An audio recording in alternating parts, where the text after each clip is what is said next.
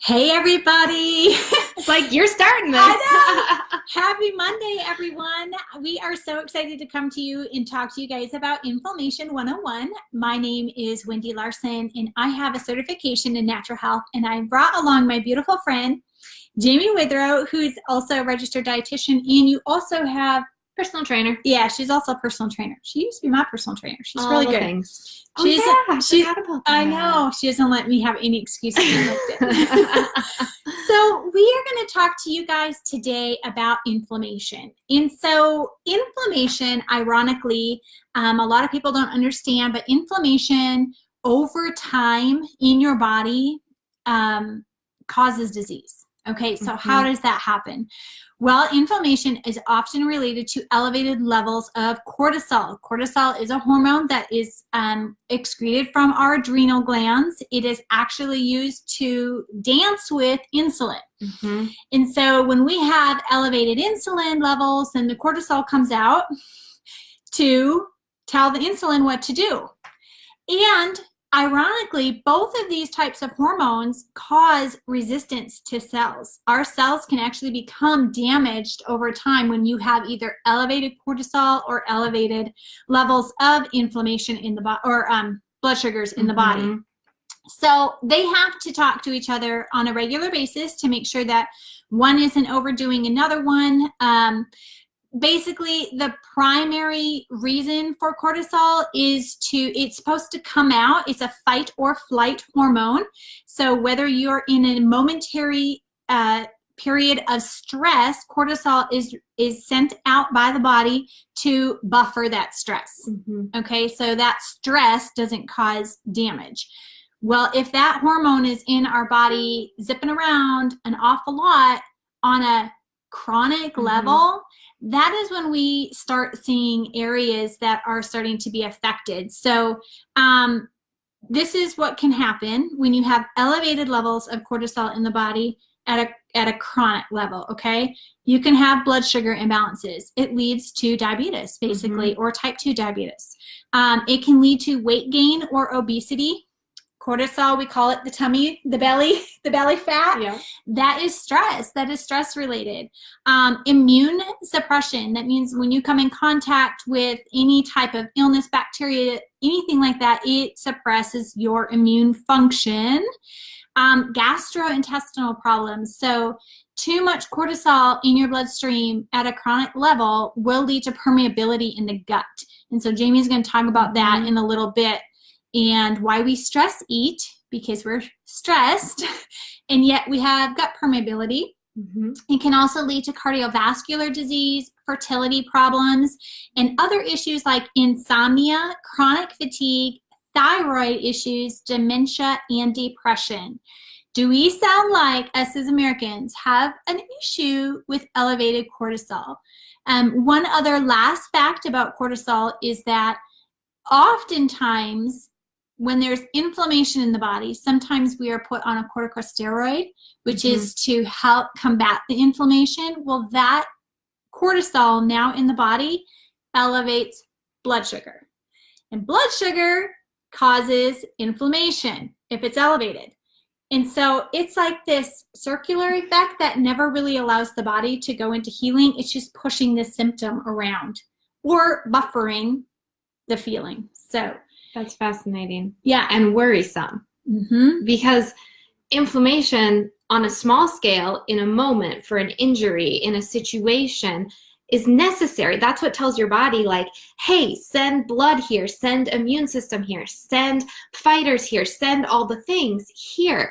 And it puts on the back burner like your digestion and your muscle building and your fat loss. All those things aren't important if you're like being chased by a bear and you have a broken leg. Okay, so whether or not your stress and your inflammation is real or just part of like anxiety and stress in your head, your body reacts the exact same way. That's why when we're anxious and when we're stressed, we have tummy issues.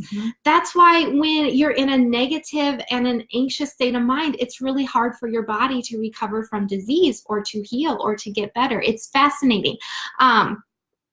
There's a statistic about like how a negative thought impacts your immune system for like the next 20 minutes or something. Yeah. I should have looked it up, but I just thought of that when you were saying your introduction. I want to say it's like almost maybe it's longer than that. Yeah.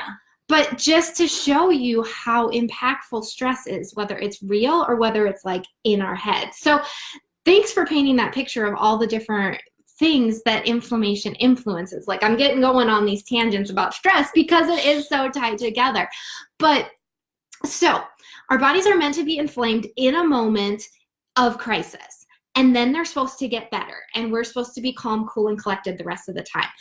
That's not the reality of life today. We aren't like living in little huts every once in a while being chased by a bear. We are in a society where we're stressed, we're anxious, we're going, we're not stopping, we're not resting, we're not sleeping, and we're not eating clean, nutrient-dense foods that buffer that.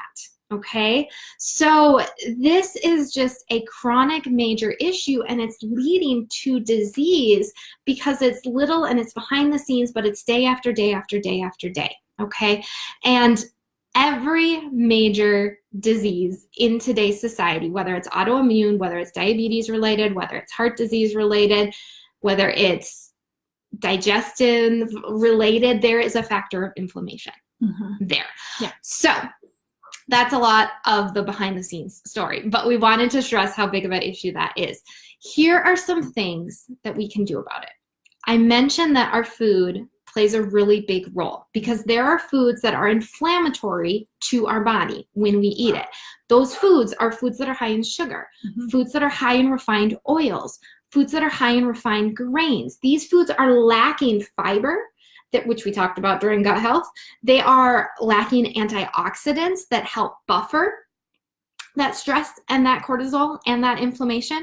These processed foods are also lacking like the herbs and the nutrients and the adaptogens that are in nature, okay?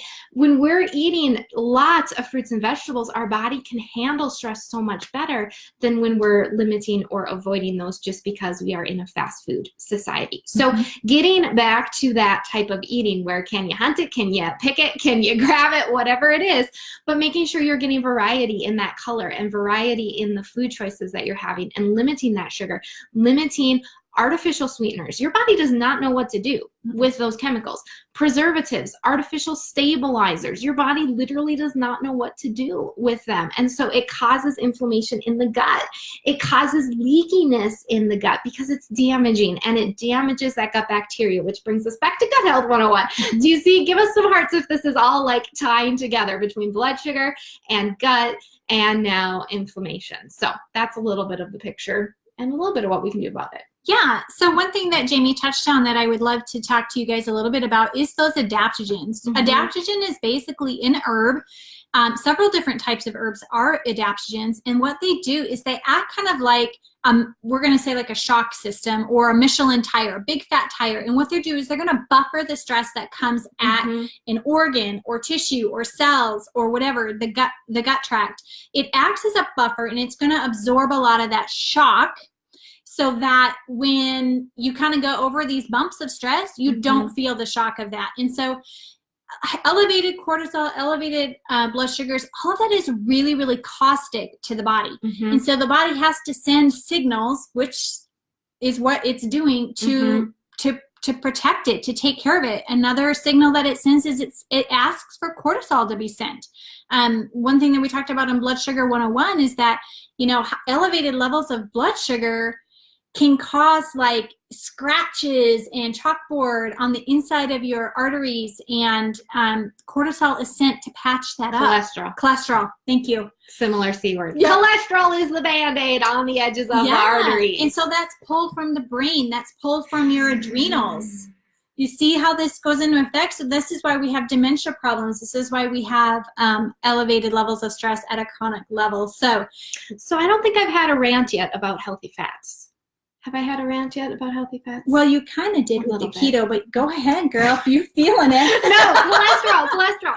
So if your blood sugar being elevated is scratching your arteries and cholesterol is the Band-Aid, do you think taking a pill to lower the cholesterol in your body is going to fix the scratches?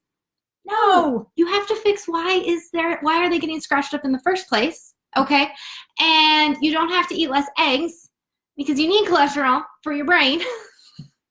Okay, and fats do play a big role in inflammation. So let's just touch on that for a moment. Fats get damaged at high temperatures. They get oxidated and they get damaged. So fats that are heated to high temperatures, like fried food, is not helpful. It makes inflammation worse. Same thing with oils that are heated to high temperatures in processing. Hint, it's the cheap oils. It's the canola oil. It's the corn oil. It's the vegetable oil. Don't believe their marketing lies.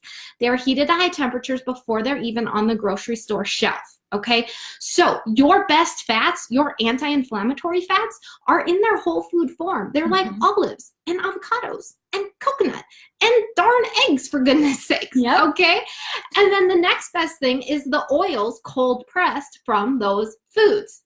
Okay, so those are the fats you want to have. And that is also where we get some of our omega-3s and omega-6s and omega-9s and omega-7s. And the ratios between them is important. So omegas is one of our recommended supplements for settling down inflammation because of that reason. We need more of the omega-3s and less of the inflammatory fats. That helps your body buffer that a little bit better. Rant over. I know. Okay. Isn't it good? Okay, so just to recap, elevated blood sugar elevates your cortisol. That's caustic to the body internally, puts you in a chronic state of inflammation. Chronic state of inflammation over time leads to disease, autoimmune issues, Leaky gut. leaky gut, gastrointestinal problems, Heart disease, all that. all Memory. things. So lower your blood sugar, lower your cortisol levels, lower your stress levels, take care some of your, adaptogens. take some adaptogens. Take some omegas. Yep. Probiotics, probably. All helpful. So that's what we want to talk about, Inflammation 101 today. And we are so glad you guys all joined us. We hope that you shared this video and educate some of your friends and family too. So thanks, everyone. Thanks. Have a good Monday.